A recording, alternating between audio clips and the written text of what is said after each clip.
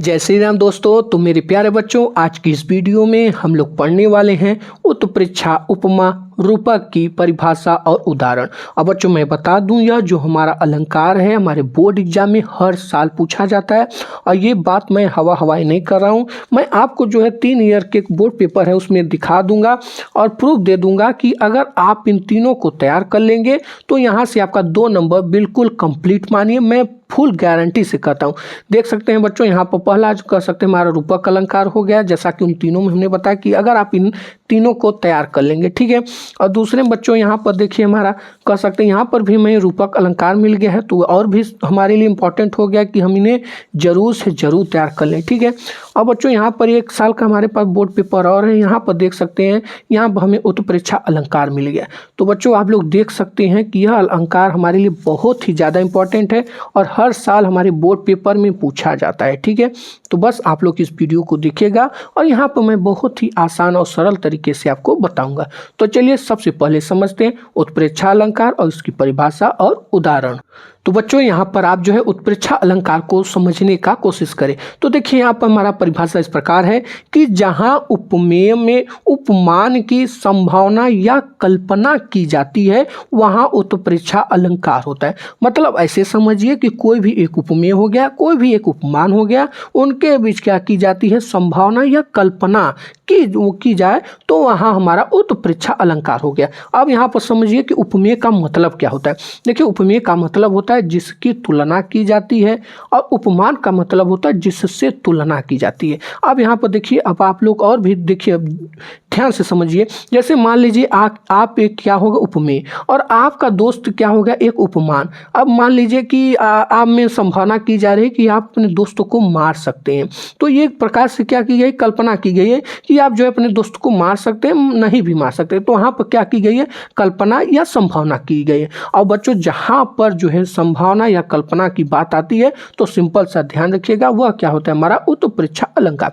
चलिए इस उदाहरण के माध्यम से हम इसे और भी आसान और सरल तरीके से समझते हैं। तो यहाँ पर लिखा गया कि तूफान को आता देख मानो समुद्र क्रोधित हो गया हो। मतलब यहाँ सिंपल सा कहा गया हो कि जो हमारा समुद्र देव है वो क्या हो रहा है कि तूफान को आता देख, यानी एक प्रकार से उनकी कल्पना की गई है कि अगर तूफान आ रहा है तो हमारे समुद्र क्या हो जाएंगे, क्रोधित हो जाएंगे। मतलब एक सिंपल सा यहाँ पर संभावना और कल्पना की गई है। जैसा कि इस स्पष्टीकरण में हमने आपको सिंपल सा बताया हुआ है कि इस उदाहरण में तूफान की जो है संभावना जो है समुद्र के क्रोध से की गई है कि अगर तूफान आएगा तो समुद्र क्या हो सकता है, क्रोधित हो सकता है। तो सिंपल सा बच्चों आप लोग समझ सकते हैं, बहुत ही सिंपल है और मेरा मकसद यही है कि मैं आपको समझाऊं। यहाँ पर रटाने की बिल्कुल भी मेरी कोशिश नहीं है कि आप लोग समझ जाएं कि उत्प्रेक्षा अलंकार में होता क्या है कि जहाँ उपमेय में उपमान की सिंपल सी संभावना या कल्पना की जाती है वहाँ उत्प्रेक्षा अलंकार होता है। और इस उदाहरण के माध्यम से आपको और भी सरल तरीके से समझ में आ गया होगा, ठीक है। तो चलिए हम अपना अगला जो है अलंकार देखते हैं, जो कि हमारा है उपमा अलंकार। तो बच्चों यहाँ देखिए हमारा उपमा अलंकार का परिभाषा इस प्रकार है कि जब किसी व्यक्ति या वस्तु की तुलना किसी दूसरे व्यक्ति या वस्तु से की जाती है तब वहाँ पर उपमा अलंकार होता है। मतलब ऐसे समझिए कि कोई भी एक व्यक्ति हो गया या कोई दूसरा कह सकते, मतलब कोई एक व्यक्ति या कोई एक वस्तु हो गया और उसकी तुलना किसी दूसरे व्यक्ति या वस्तु से की जाती है तब वहाँ पर उपमा अलंकार होता है। मतलब उपमा अलंकार में एक बात ध्यान रख लीजिएगा कि एक वस्तु से दूसरे वस्तु के बीच क्या की जाती है, तुलना। यानी जहाँ पर तुलनात्मक चीज आ जाए वहाँ पर हमारा क्या होता है, उपमा अलंकार।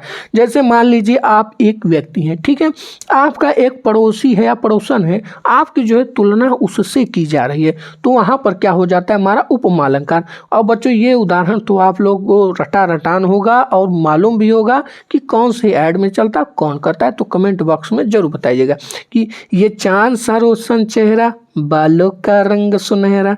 तो यहाँ पर ध्यान रखिएगा कि ये जो हमारा चांद है यानी चंद्रमा को जो है तुलना किससे की गई है, रोशन चेहरा से। जैसे कि आप लोग फिल्मों भी नहीं सुनते हैं कि कितना रोशन चेहरा है। तो यहीं पर बात क्या है कि ये जो हमारा चांद है इसकी तुलना रोशन चेहरा से की गई है। अब बालों का रंग सुनहरा, यानी जो हमारे बाल कह सकते हैं, जो हमारी हेयर हैं, उनकी जो है तुलना की गई है किससे की है, सुनहरे रंग से। तो यह क्या हो गया हमारा उपमा अलंकार। उपमा अलंकार में ध्यान रखिएगा, जहाँ पर तुलनात्मक चीज की बात हो वहाँ उपमा अलंकार होता है। अब देखिए ये जो हमारा सेकेंड उदाहरण के माध्यम से हम इसे और समझ लेते हैं। यहाँ पर देखिए लिखा गया कि हरि पद कोमल कमल से, यानी भगवान विष्णु के जो है पद को किससे तुलना की गई है, कोमल कमल से। तो यह क्या हो गया हमारा सिंपल सा बच्चों, बहुत ही सिंपल है, हमारा क्या कर सकते हैं उपमा अलंकार। जैसा कि हमने स्पष्टीकरण में लिखा हुआ है कि उपयुक्त वाक्य में हरि पद की जो है तुलना कमल से की गई, अतः यह हमारा क्या होगा उपमा अलंकार।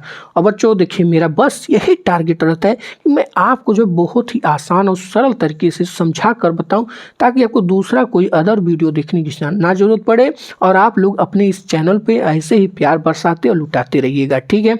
और यहाँ पर देखिए हमने आप सबसे क्वेश्चन भी पूछा है, आप लोग जरूर कमेंट बॉक्स में बताइएगा कि अज्ञेय तारसप्तक का प्रकाशन कौन से सन में किया था, यानी 1835 ईस्वी में कि 1943 ईस्वी में। कमेंट बॉक्स में जरूर बताइएगा कि कितने बच्चे जो हैं यहाँ तक एक्टिव हैं। चलिए समझते हैं हम अपना अगला अलंकार। पायो जी मैंने राम रतन धन पायो। तो दोस्तों हमारा अगला अलंकार है रूपक अलंकार। इसका हमारा परिभाषा इस प्रकार है कि जहाँ पर उपमेय में और उपमान में कोई अंतर न दिखाई दे तो वहाँ रूपक अलंकार होता है। सिंपल सा बच्चों, जैसा कि हमने आपको कह सकते कुछ समय पहले बताया था कि कि कोई भी आपका उपमेय हो गया, ठीक है, और कोई भी आपका उपमान हो गया, उनके बीच कोई अंतर नहीं है, मतलब वहाँ पर सिंपल सा क्या हो गया हमारा रूपक अलंकार। रूपक अलंकार में ध्यान रखिएगा कि जहाँ पर कोई अंतर न दिखाई दे वहाँ हमारा रूपक अलंकार होता है।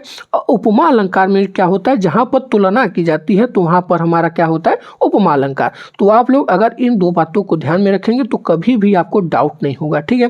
जैसे यहाँ पर समझिए, आप मान लीजिए उपमेय है, ठीक है, आपका कोई पड़ोसी हो गया या आपका कोई दोस्त हो गया, ठीक है, और वो क्या हो गया उपमान हो गया, ठीक है। तो आप दोनों के बीच जो है कोई अंतर नहीं है, तो वहाँ पर सिंपल से हम कह सकते हैं वह क्या हो गया हमारा रूपक अलंकार हो गया। जैसा कि इस उदाहरण में कि पायो जी मैंने राम रतन धन पायो, यानी भगवान राम को, यानी भगवान मर्यादा पुरुषोत्तम को यहाँ पर जो है रतन यानी धन के समान मान लिया गया, मतलब इनके बीच कोई अंतर को नहीं दिखाया गया।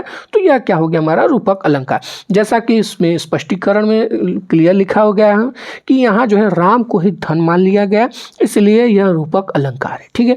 यानी रूपक अलंकार में कोई, जहाँ रूपक अलंकार में एक बात ध्यान रखिएगा कि जहाँ पर कोई अंतर न दे वहाँ दिखाई दे वहाँ रूपक अलंकार हो गया। अगर आपको ये मालूम रहेगा तो आप जो है अपने शब्दों में परिभाषा लिख पाएंगे और ये सरल सा उदाहरण भी लिख देंगे, ठीक है। और हाँ बच्चों, आप लोग कमेंट बॉक्स में जरूर बताइएगा कि हिंदी प्रदीप के संपादक कौन थे, बालकृष्ण भट्ट थे कि दीननाथ थे। बहुत सिंपल है, आप लोग जरूर बता देंगे।